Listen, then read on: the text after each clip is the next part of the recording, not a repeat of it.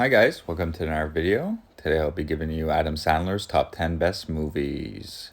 Now I feel there's three phases to Sandler's career: his early slapstick comedies, his mid-career serious roles, and for the last 5 years his Netflix films, which aren't very good, but I'll give one shout out to Sandy Wexler. I thought that was a pretty decent movie and he was pretty good in it, so let's get into it. Sit back, relax, let the show begin. Number 10 is Mr. Deeds. Released in 2002 and directed by Stephen Brill, this is a fun one about a regular guy who inherits $40 billion after his long-lost relative dies climbing a mountain. There's a lot of funny scenes and the cast is hilarious, with a lot of his regulars playing their usual minor roles. And Winona Ryder is also fun, playing a reporter who's trying to get close to Deeds to crack the big story on the world's newest billionaire. And John Turturro as his butler is so much fun to watch. He's a great actor. Overall, this is a solid comedy.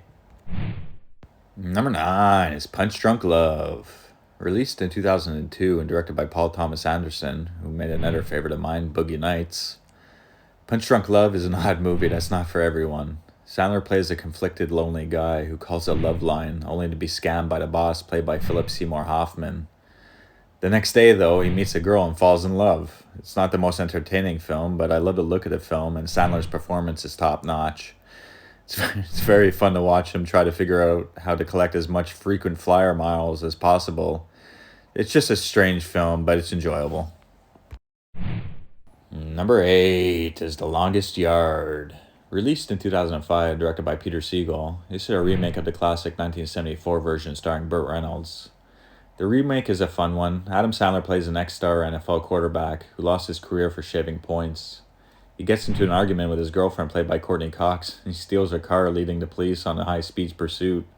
He's then sentenced to 3 years in a Texas prison.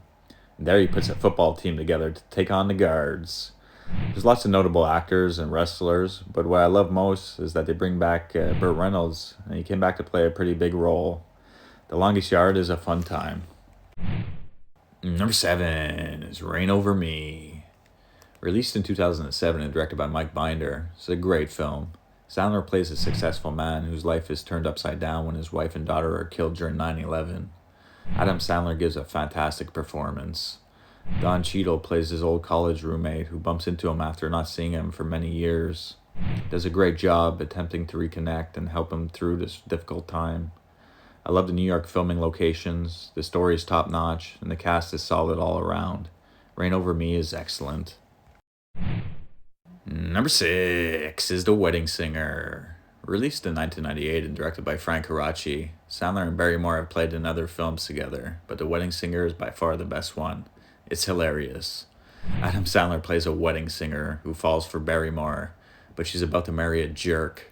There's so many funny scenes, like when Boy George starts singing, "Do you really want to hurt me? Do you really want to make me cry?" Or when Buscemi just starts going off at the wedding. Oh my god, so funny. Sandler and Barrymore are great in this film, and the musical numbers are hilarious. This film is a blast. Number 5 is Anger Management. Released in 2003 and directed by Peter Segal. I love this one, it's so much fun. Watching Nicholson and Adam Sandler screaming at each other, it's just a great time. Sandler has to go to anger management meetings run by Nicholson. The group members are hilarious, so many great scenes. Adam Sandler is fun playing alongside a legend. The scene where Nicholson slams a plate against the wall and screams, "I said over easy!" always makes me laugh. It's a fun movie with a great cast, including Marissa Tomei, who plays Sandler's girlfriend. Anger Management is excellent. Number 4 is Big Daddy. Released in 1999 and directed by Dennis Dugan, this was a huge hit that I loved ever since I saw it in theaters. Adam Sandler once again is hilarious.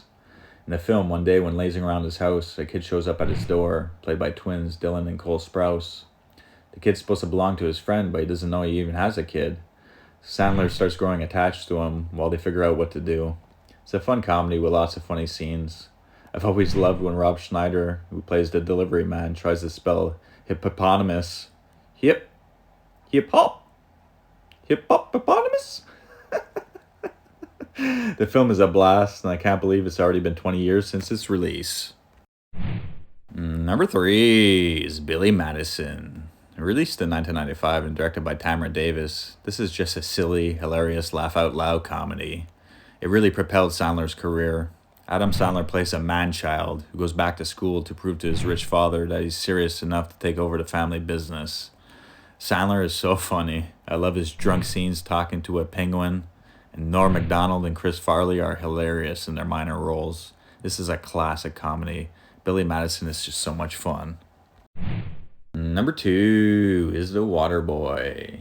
Released in 1998 and directed by Frank Caracci, The Waterboy is awesome. I love this film. Adam Sandler plays, you guessed it, the Waterboy, with a superhuman tackling ability. And when the coach played by Henry Winkler gets him in on the team, he becomes their star. But let's make sure his mama, played by Kathy Bates, doesn't find out he's playing foosball. It's a great film with many funny scenes and performances by many notable co-stars. The Waterboy is a classic. Number 1 is Happy Gilmore. Released in 1996 and directed by Dennis Dugan. This is it, folks. This is Sandler's best movie and best performance. He plays a golfer who can outdrive anyone, but he has to work on his short game and overall outburst. There's so many laugh-out-loud moments. I love when he tells the ball to suck his white ass. The cast is excellent. Ben Stiller's little scenes there are hilarious. Carl Weathers and his wooden hand are so comical. And Christopher McDonald as Shooter McGavin is so iconic. He's more iconic than Tiger Woods himself. I love Happy Gilmore. It's one of the best comedies ever made. Anyway, so that's the list, guys. Thanks for watching. Let me know what you think. Take care. Bye.